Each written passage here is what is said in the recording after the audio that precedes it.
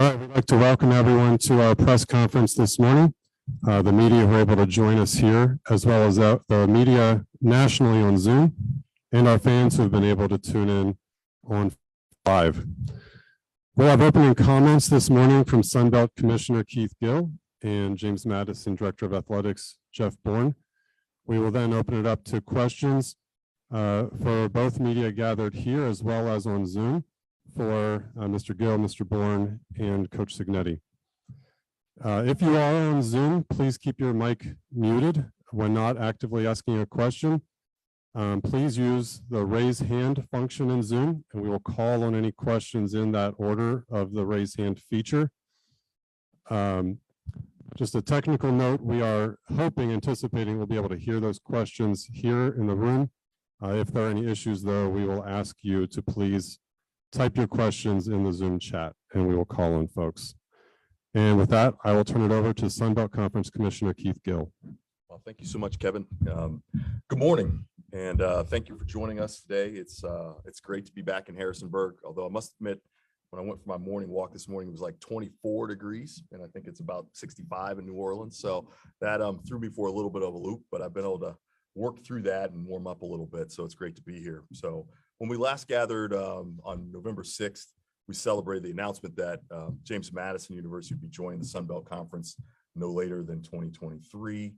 Well, I'm really excited to be here today to kind of update that announcement and just note that JMU will compete as a full member of the Sunbelt Conference beginning in July 1st, 2022. And I can't tell you how excited I am to have that timetable accelerated. We're just through the moon that we can have JMU be a full member of our conference a year sooner than we thought.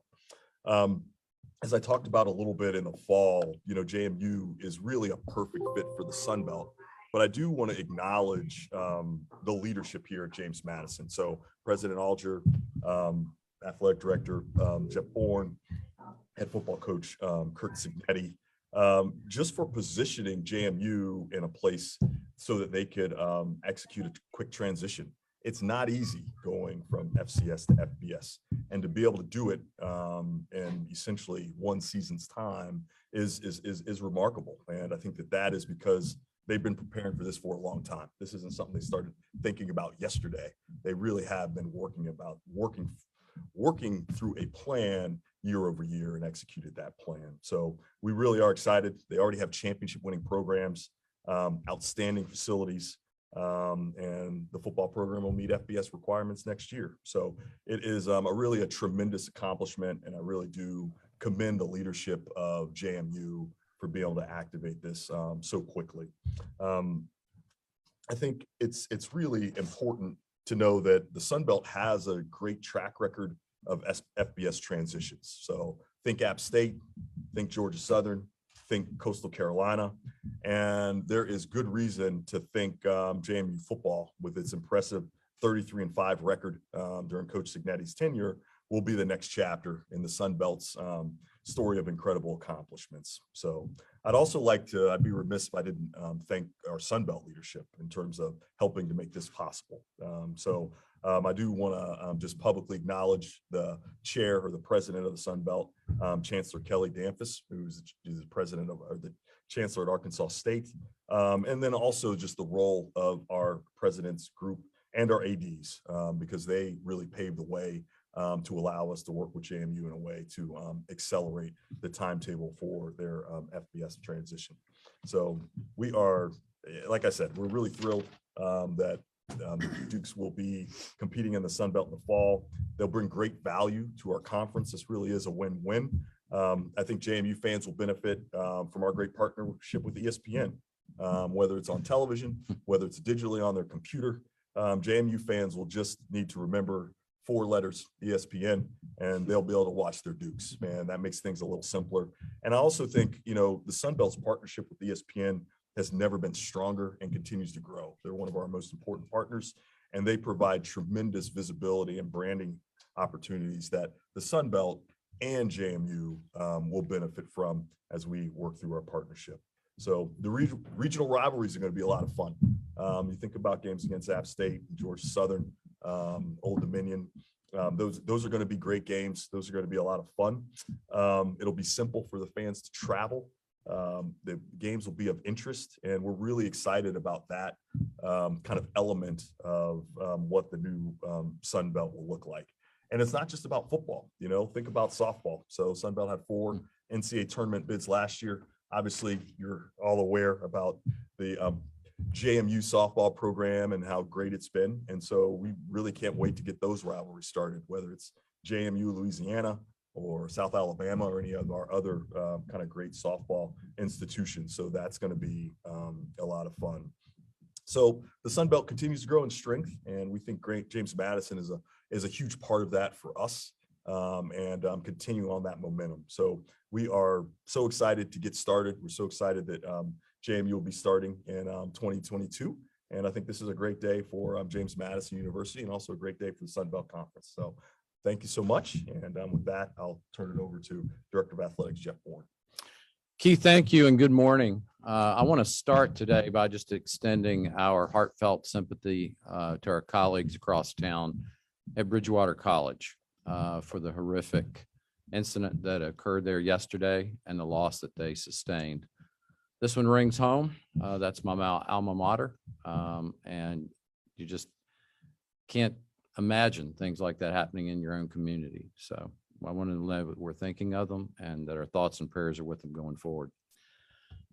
It's a good day to be seated by my colleague here and to have a chance to say that we're formally going to be a part of the Sun Belt in 2022. That comes with a lot of work on a lot of fronts. It starts with our administration. President John Alger is with us today. John, without your unyielding support and that of our administration, today doesn't happen. And I want folks to know how important that is. And I want to thank our fan base and our donors, because at the end of the day, it takes resources, and it takes fans, and it takes energy to make what we do exciting. And then last but not least, our coaches and our student athletes.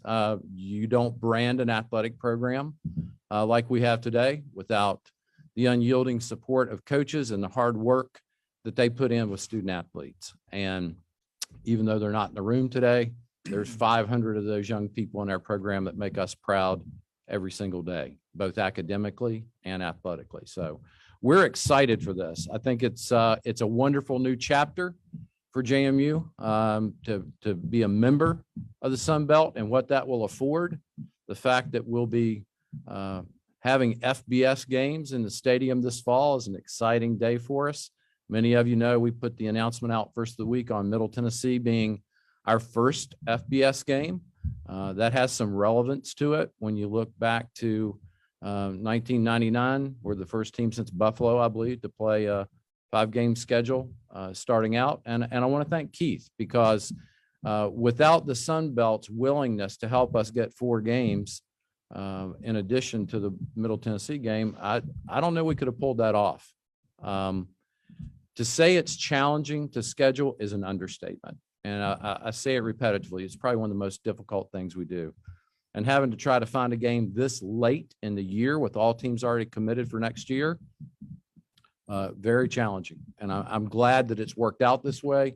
I think it's wonderful for our program and our university.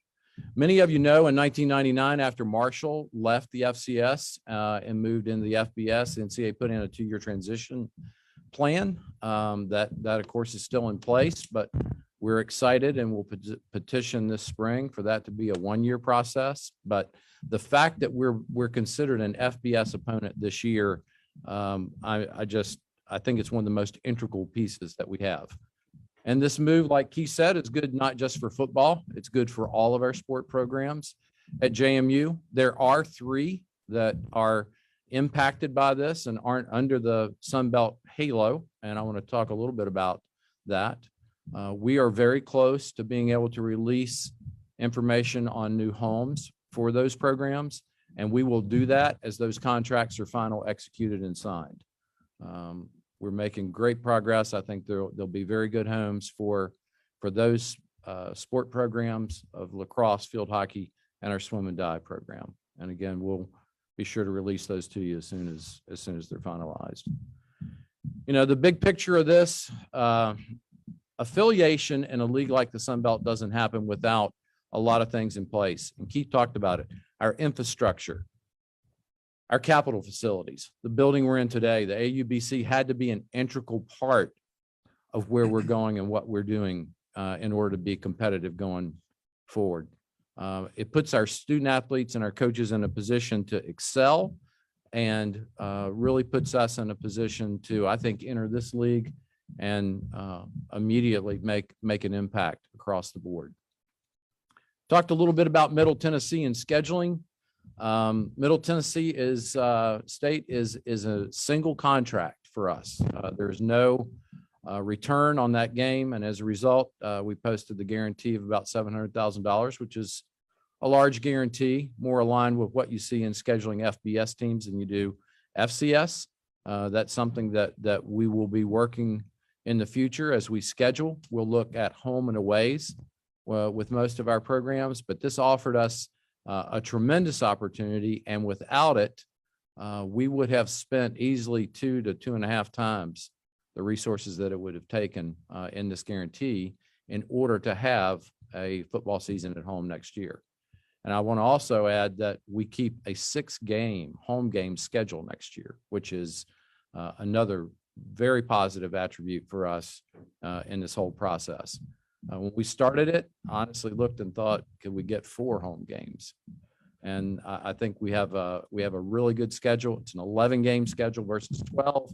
Since we're not eligible for a conference championship or a bowl opportunity, I had spoken with Coach Signetti, and we felt like that was probably a good starting season for us. And he can speak more to that as we go on. So strategies are there. Good news, tickets are on sale today, and we're taking contributions in the Duke Club. Our Duke's Rise program is still alive and well. Athletic directors wouldn't have jobs if we didn't raise money, right? So we're here to do that, and the ticket office is open, so we encourage folks to come out. This is a wonderful day for the history and of our program as well as our future. And we can celebrate the past, but I think what we have in front of us is tremendous opportunity.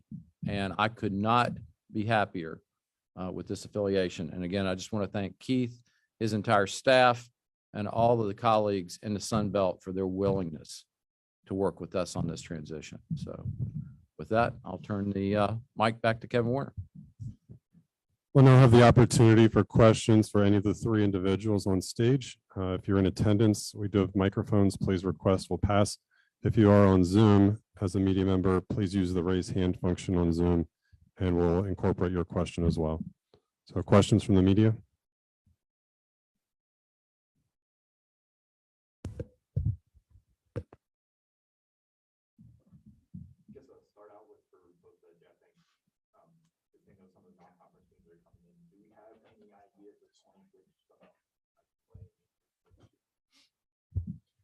So our schedule will be released on March 1st. So that's when we'll have a good sense of home, away, and what institutions. So.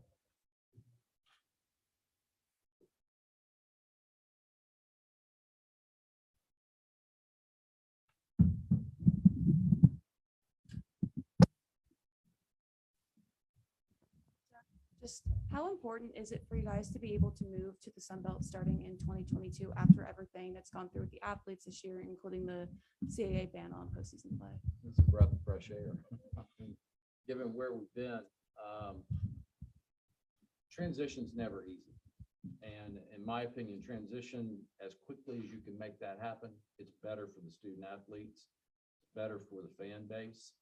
There are a lot of attributes to that. So it's been a tough year for our coaches and our student athletes. It's not over with because there's still championships to be played in the spring. But again, it's a bright light. It's in the best interest of our student athletes again and our coaches. And I want to see our fan base get behind this. This is where we're going. This is our new chapter, and the sooner we can do that, the better. Coach, how excited are you in your leadership to be able to not only go to the FBS your first year, but also have your 6 home games that you have had the past season? Right, yeah. We sort of anticipated this happening, Okay, doing it in 1 year, it's created a lot of work, but it's going to be a great long-term move for the institution, the athletic department, the football program, the Sun Belt Conference. It's a great marriage. Strong brand, two strong brands coming together. So I think I know our players are going to be really excited to play. I know our fans are going to be excited. Now, it's a lot of work, obviously, and learning about new teams, et cetera. And there's a growth and development that has to take place, not only between the white lines, but things outside the white lines. But you just don't throw a team out there and say, oh, we're FBS now. There's a lot more involved in that. But one thing about us is we have a championship brand and mindset. I know how our players think. They're going to go out there next year and expect to win and be successful every time they're on the field. Okay, now common sense tells you there could be some growing pains. Nobody knows what to expect next fall. But, based on our previous history and how we've lined up against Power 5 teams and done, I think that, we're in a decent competitive position. The difference now is we're going to be playing these teams back to back to back to back, every week. Whereas before, maybe you'd play one on the front end, one on the back end. So tremendously excited. The process in terms of what I do and get paid to do doesn't really change. We just wrapped up recruiting. Now we're going to go watch our cut-ups. We're going to watch opponents.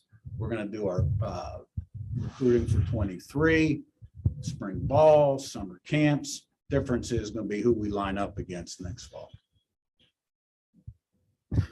Keith, what went into the decision to kind of allow JMU to play 4 games this year at home and 4 on the road, kind of, even though they aren't eligible for a bowl game? How quick, I guess, was that decision made that you guys would be willing to do that and kind of allowing this process to be kind of expedited? I think, it's interesting. Jeff talked about it, in the fall, in terms of just, what it would take and what those opportunities were. So, for us, once JMU accepted our invitation, they were in our family, and so we were going to do anything in our power to be helpful to them. And certainly, this helps us as well. I think we're really excited about trying to get our future going as soon as possible. So I think it was an easy decision, I think, on both of our parts to try to work towards this. I think the hard part is the execution. And just, all the steps it takes to get there. Because I do think it was important that the games were FBS games versus FCS games, just relative to how we scheduled and where our members were. They all had FCS games on their schedule. And so I thought that was a key point. But we worked together on that piece. And once we could get that worked out, it was pretty easy after that. We're going to go to Zoom for our next question. That's Wayne Epps. Hi, good morning. For Keith, you mentioned the hard part was the execution of, getting JMU into the schedule for next year. Kind of take us through some of the the process of making that happen, from maybe the schedules that were kind of being planned before JMU, accepted membership.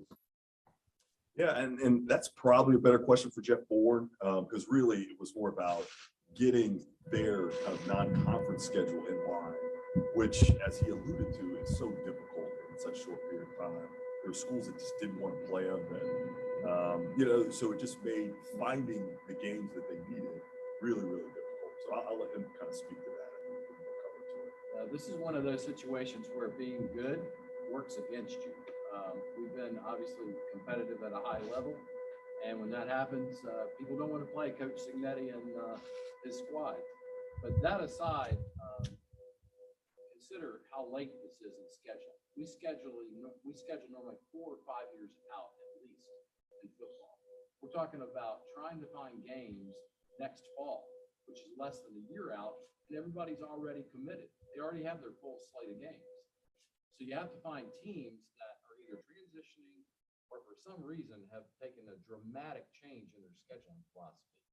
There aren't many. So there's a lot of midnight oil burn trying to find opponents and then negotiating with them to try to get a game here. And that, you think, well, that's just one game. It's a lot harder than you think. I mean, it is really, really difficult. So the fact that we were able to get that game, then assure the other four for us, which was a critical piece, because honestly, we didn't want one of those years where we were trying to transition with FCS and FBS. We made this move. Philosophically, we're there. We know strategically we're there. Let's move forward on a positive note. And I think, again, that's good for fans. It's good for our coaches and our staff. And yeah, it's got challenges to it, most definitely, because it's a really big step up for us week in and week out. But over the long run, I'm glad we're there. And I'll thank Middle Tennessee State for willing to come to Harrisonburg next fall, because that was an integral part. We have another one on Zoom, and then we're going to go TJ, then Shane. So Chris Vanini. Yeah, this is for Keith. In light of this news, I figured I'd ask, what is the status of potentially adding the other 3 schools for 2022? Yeah, I mean, I would say that nothing's changed. I mean, all of our announcements in the fall were on or before July 1st, 2023. And certainly, that's kind of what we're, still working towards. TJ. Questions for Jeff, I guess, from this day forward, what's number 1 on the priority list moving forward as you get ready for the fall? It's really about making sure that the experience for every one of our student athletes is optimized, that we get schedules in place, and we're able to accommodate the academic piece of what we're doing with that. Students are registering for classes. You register for classes, you're going to want to know where your team's traveling. Jen Phillips with us here today, who's our SWA and over academics. One of the things that she and her staff will be heavily engaged with is, what do those schedules look like? And then for Coach Signetti and then all of our other coaches, we're going to be going to places where we've never been.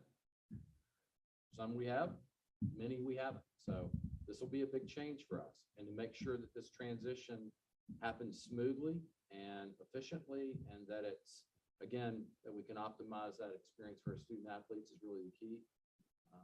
There's the announcement of this, and then there's everything back behind it to make it happen. So, for our staff, they're working diligently on a lot of fronts, and it'll be a lot of work, but it's exciting work, and it's got us to a really good place. Jeff, Keith was just talking about beginning to help you guys with this transition, basically as soon as the relationship began. Is that, I don't know to phrase this, but is that sort of a change in your relationship with the conference office to be able to kind of like get some help to help JMU move forward? Breath, fresh air again. Used that term earlier. It's good to have a great working relationship with your colleague. But it's also nice to know that there's an advocacy for every element of what you're trying to do. And I think for me, whenever we call them, it's a can-do or a willingness to at least do everything they can to make something happen. And it's about full engagement with where we are and where we're going. So the chemistry that exists between directors, presidents, and the league office is a really critical piece. And we see that collegiality among our presidents. I'm sure President Alger would say the same thing he's seen among his peers. A much deeper engagement in this conference with our faculty athletics representatives across the board to make sure that all elements of the university and athletics are a part of this, not just the game piece of it. Follow up on that a little bit. You mentioned not wanting to do that 2-year transition and doing the partial FCS schedule and everything. Having worked with, Wood Selig at ODU kind of in this whole process, did his experience going through that influence your decision to not want to go through that? I think I learned a lot from it. Yeah, we don't want to go down that path. And if there's a possibility to transition, again, I look at it on a lot of different layers. I think it's good for the fans too. It's good for the brand. It's be able to take advantage of the ESPN piece of this is tremendous for us. And it's just, it could be a better scenario right now for us. Back to Zoom and Wayne Epps. For Kurt, kind of a two-parter. How much weight did maybe the competitive, the competitive of the roster kind of play in your kind of thinking that you guys are ready to play FBS schedule in that first year? And also, where do you feel like the scholarships will be in this first year? My understanding would be maybe from 73 to 77 this first year. Well, I kind of take my marching orders from Jeff. He tells me who we're going to play and I get them ready. So, those decisions were made at a higher level, but, we've got a lot of good players, talented student athletes at James Madison. Because of COVID last year and everybody getting an extra year, we were probably at 73 or 74 last fall. And we anticipate being at 85 or close to 5 this fall.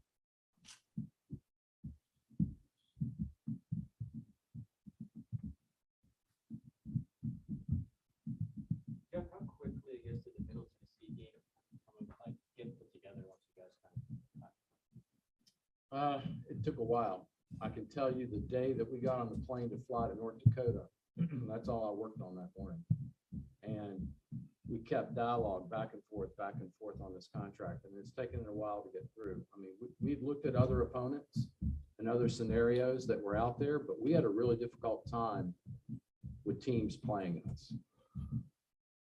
National teams playing us.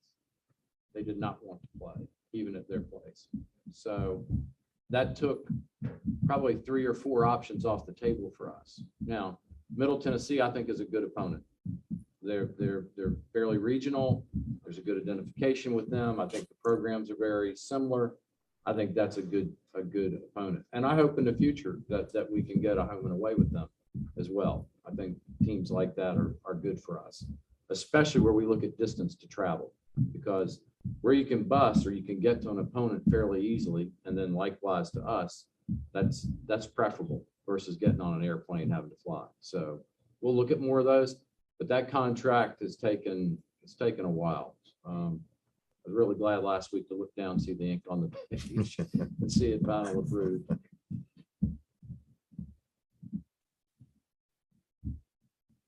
Go back, I guess. Start November 5th or whatever date you want to start. Fundraising, ticket sales, things like that. How much difference have you seen since the announcement? It's got energy. Cliff Woods here, our senior associate for fundraising, he can tell you specifically, but I mean, we've seen a really good surge in ticket sales this year and in fundraising. I think he and his staff have done an excellent job capitalizing on this opportunity. And I want to thank our fans and our donors, because again, without them, a lot of this just can't happen.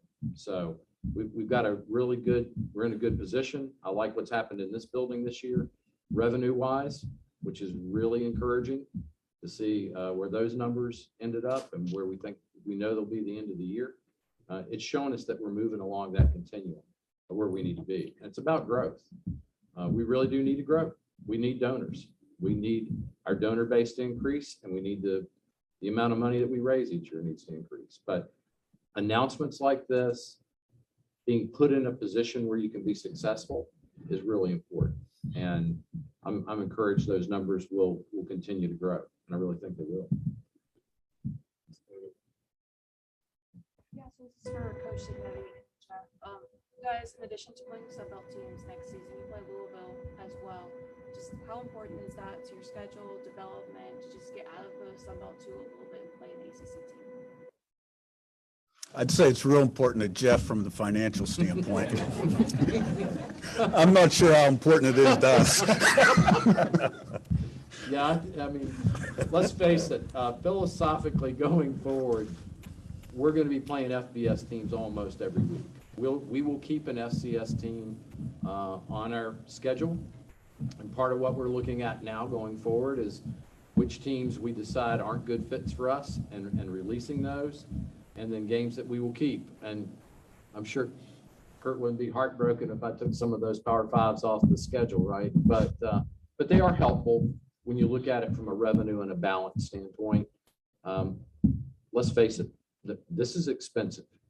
This is an expensive move across the board for a lot of programs. And to be able to maintain competitive athletic programs at this level takes resources. And the reason we play those games, like Louisville and others, is that there's a revenue component behind them. So we'll continue to look at that philosophy. Again, we try to be realistic with the opponents that we play. We've not made the trip to Michigan or to Alabama. I don't know that those are in the cards, but I think being realistic with your competition and finding a good fit with that Power 5 game is an important thing. And again, he and I talk, we consult back and forth on, what does make sense for the program and where we are.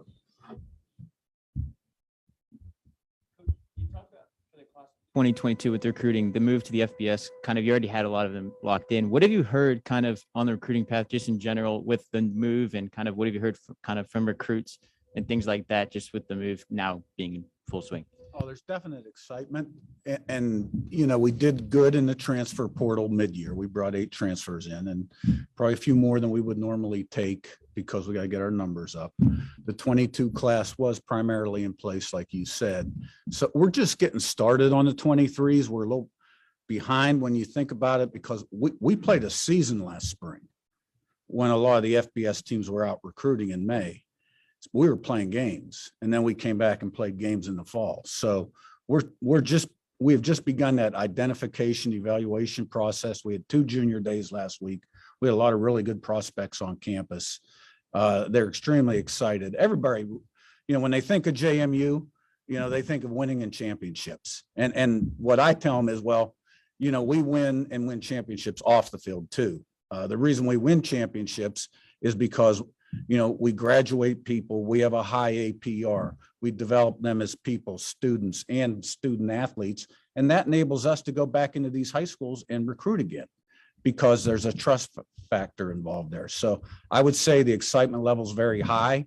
And I think you'll see a bump in the 23 recruiting class. Yeah.